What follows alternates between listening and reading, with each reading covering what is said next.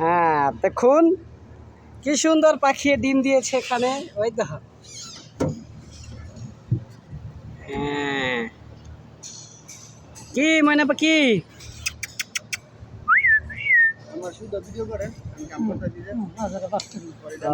আমরা ভিডিও কি সুন্দর করতেছি।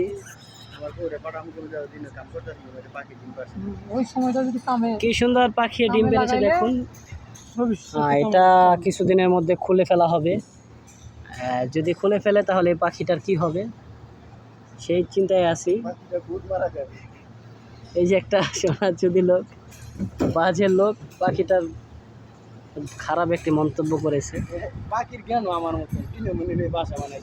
দেখছেন, দেখুন কি সুন্দর একটি পাখি বাসা করে থিয়েছে এই কনস্ট্রাকশন সাইডে প্লেঞ্জারের মধ্যে। আর এই পাখিটা যদি আল্লাহ ভালোভাবে বাচ্চাটা ফুটিয়ে চলে যেতে পারে এই দোয়াই করি, না হলে যার থেকে চলে যাবে।